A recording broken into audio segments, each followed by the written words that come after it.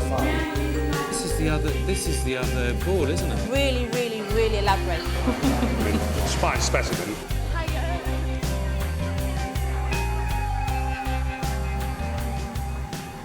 Runshaw College in Leyland, Lancashire. John Brennan has over 20 years teaching experience, many of them in a very strict religious school. He's taking a second-year history A-level class on the treatment of Germany after World War I. Observing him is Head of Humanities Alison Williams. Right, now we're going to be concerned today with the Treaty of Versailles. So, Joseph, what year was our Treaty of Versailles? 1918. 1918. Very, very close. Sean? 1919, yeah. OK. Right, obviously, Joseph's answer was very good, because that's when the negotiations began. All right, so that's probably what he was thinking of. And we're going to try and consider, was it a fair treaty? Can you think of any countries on the Allied side? England, America, Country where they make nice wine? France. Well done. Right, excellent. So, Again, the human. And why was Russia not at the treaty? Anne-Marie, why was Russia not at the treaty? They got defeated by Germany and signed the Treaty of Brest-Litovsk with Germany, so they were excluded from it because of leaving the war. Now, what we had in that answer there, as we go through this year now, is the important thing about levels. When we do all of our work, level 1 is a basic response. Now, Anne-Marie, they gave us a level 4 answer. It was an outstanding answer.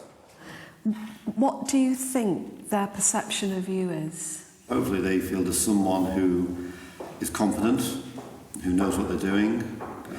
I think as well they should hopefully see someone who has a caring side for them, wanting them to do well. He's got revenge, punishment, security. He's got 3 aims at Versailles. He's got 3 aims. See, in the French eyes, you know, Germany now, it's a bit like these, you know, these anti-social behaviour orders. Germany is a naughty neighbour who causes problems. Late night music, vandalism. What would you say your strategies for motivating students are? I suppose it's a type of benevolent dictatorship that's on this particular topic, but in the room, it is my role to lead and to guide. So Frank Clemenceau, this old man, he's seen his country invaded twice by the Germans in 1871 and 1914, and it's not going to happen again. So you're actually using your presence in the classroom to create this kind of dynamism and energy and almost like a force, like a tidal wave, to really get them up and moving. Yeah, like you said, I think it's maybe if impose is too wrong word, but yeah, to impose myself on them. Right. I mean, it was part of the training, but I can remember, we were told there were 3 key things. They must like you, they must respect you, and they must fear you. If you've got to lose one, they don't like you. Right. If you lose another, they don't respect you. Because some modern thinking on education would actually say that fear inhibits learning, and the only thing that we learn through fear is run, the sort of fight or flight approach. Obviously, one of the religious organisations that I was involved with in the teaching, there was always a lot of fear. Yes. Yeah, definitely so. Right. Now, when we're on number 3, why would the Deutsche Zeitung put A on its front page? Why would it put that on its front page, do you reckon? Now look at the date. Why would it put it on its front page on the 28th of June, 1919? Why would it put it on its front page on that date? The date it was signed. The date It was signed. What was signed?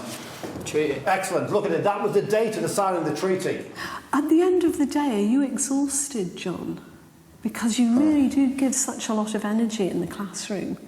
To see this constant go and constant energy. No, I don't feel too bad, no, but I enjoy it. I like being in the room with the students. The 2 countries lost out were Austria and Russia. What do we know is common to both Austria and Russia? Anyone who's not joined? Anyone think? I know it's a long time ago now. Austria and Russia, what was common to both of them in World War I? Anybody, before we go for Joseph? Anybody? All right, Joseph?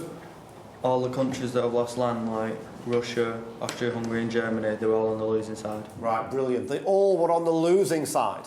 Right, well done. So from all of this, so why is Wilson being so fair and nice when Clemenceau wants revenge and punishment? Why is Wilson being so nice? Because he didn't lose like millions of his troops, didn't have any of his land destroyed and anything like that. And but Wilson saw the danger of reparations, saw it could cause a backlash. Because what you've got here is you've got quite a few students on this side of the room who it was very hard for you to draw out. And you've got a cluster over here that later you actually, really get them engaged and they're working well together on this side. Alison's concerned that there's too much teaching from the front and not enough student involvement. All right, so as you're doing it, particularly if anyone, say, didn't do Versailles at GCSE and just needs to check anything, then obviously let me know. Just looking at these two students over here, this lad, I don't know his name, right, because he really said nothing at all. I'd identified about 5 students who didn't speak at all. This lad was originally one of the 5, but there was a point later on in the lesson where you caught his attention and he began volunteering. But this lad didn't speak at all. When did the Archduke guy get shot? 1914. Yeah, on what day, what month? Big clue here. June the 28th. So again, here's another kid. So that's the key date. So on the thing there, I think number 4 is absolutely number 4. I suppose I just, put to you whether or not some students are actually quite shocked by the energy and dynamism that you're bringing and that need to be made to feel safer. No, I mean, that's quite bad. They could think, Struth, this guy's off his head. What's he doing? He's loopy. What's going? Yeah, I mean that's a possibility. Yeah, absolutely. I don't think you've got a lot of scared students in the classroom. No. But I do think you've got some students who are really trying to find their way of being involved. Mm-hmm. And so a challenge to think about really is how to make them work much harder. I mean, the balance is probably. That I'm maybe doing on occasions more than they do within the room. But obviously, that's the only time they're with me. So when they're not with me, I mean, I am expecting that that's when they're doing maybe more than I do. I mean, who said here, foreign policy is all a matter of geography? Who said that? I did. Right. Napoleon did it as well. Napoleon did it 200 years before me, but that's it. It's all a matter of geography. That's the whole thing now. But what I'm thinking of for the follow-up to this lesson on Thursday is that we've got to confirm or not whether the treaty was harsh. And we'll probably have half the room to record it was harsh, half the room to say it wasn't harsh.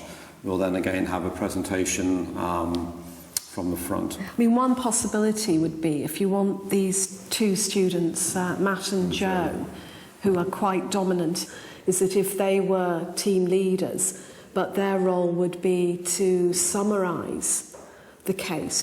And that would mean then they'd have to listen to all the preceding arguments and then pick out the kind of key features.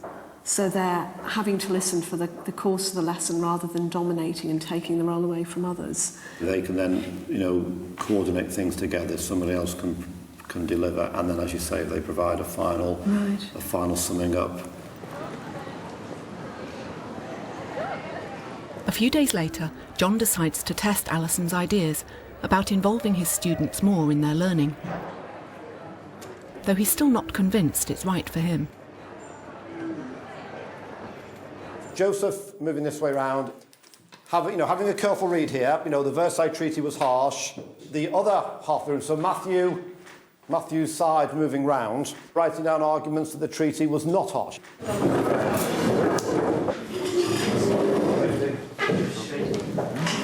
If you invite your charming team of delegates here, then Matthew, if you invite them to make a contribution, you don't have to say everything on your little speak, but just make a contribution, jotting little bits down. And all of you think now how you're going to organise it, how it's going to be organised. Right. 60 million tonnes of coal when in 1913 they needed nearly twice that, so they weren't able to sustain the economy. Right, quote from Keynes says the revision of the treaty is the necessary and inevitable first step forward. It wasn't only reparations that they had to pay, it wasn't only money that they lost. Yeah, but they expected to have a treaty negotiated between them both because no one had surrendered, no one had lost. Yeah, it don't make it right. At the end of the day, they lost, so they should have expected to have paid, which they did. Okay, alright. Kind of a bit chit-chat. He can be our spokesperson. Yeah. We all vote. Alright, let's chat. She can talk here. Anytime soon. Christmas. You pick one, I don't know.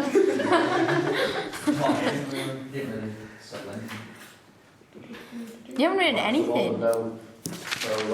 Well, whose is that? That's the groups. Oh, fine. Where were you? Smart about it then. No wonder. Right, so the Versailles Treaty was harsh, okay. The treaty was harsh because Germany were forced to sign against their will and not allowed to negotiate with anyone else. Well, we know that you had aggressive war aims because you were trying to engulf Holland, Belgium and another place, so... Right, team members can all help, if need be. And France, so what do you think about that? You can't really prove that though because we didn't win the war, so you can't prove what we'd have done. And all your leaders had different aims and they couldn't really decide what they wanted, so in the end we were just treated unduly. I think that's the right Well, word. it wasn't the first time you tried it on, were it, mate? So you'd want security, wouldn't you, in your own country?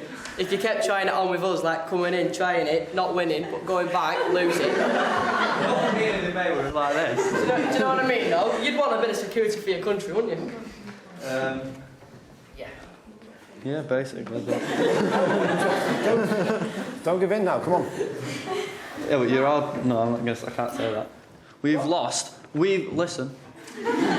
We've lost 13% of our area, 12% of our population, 16% of our coal industry, and 10% of our manufacturing industry. What have you lost? Germany's about, like, this big, and Britain's about this big. If you lost, like, say... British, you were French a minute ago, mate, you mind? It's all of us, isn't it? So your reparations are harsh. Well, they were, because you could have done them. Yeah, but clearly we couldn't. You could have, but the internal politics, because if they say we want to increase tax, you've just lost the war, which you did lose. You know what I mean? No, that's a very good point now, yep. What? Yeah. J.M. Keynes, I don't know if you know him or not, but... Never heard of him. Well, he's a very intellectual man, and he says that the settlement lacked wisdom in its aim to destroy Germany. They tried to destroy everybody else's country, didn't they? So why shouldn't they get destroyed? So easy. They have a well easier job. Right, okay, excellent. Right, okay, excellent. Well done, everybody. Okay, so thank you very much, everybody. Okay. I'm going to get back in history on my head.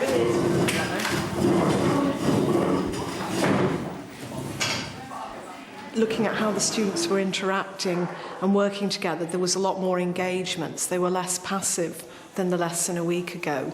That doesn't necessarily mean they were actually still learning. You know, I think this is the dilemma. What activities help them to learn best? They were certainly more involved. So there was a sense where the culture and atmosphere in the classroom really moved on a notch, I think, because of the activity. Yeah, I mean, the next stage is now they go into 3 groups. Yeah. One group will be France, one will be America, one will be Britain, and they will now try to come up with a better version of a treaty. That's the next thing for them to do. So it's looking good. Right. Thank you.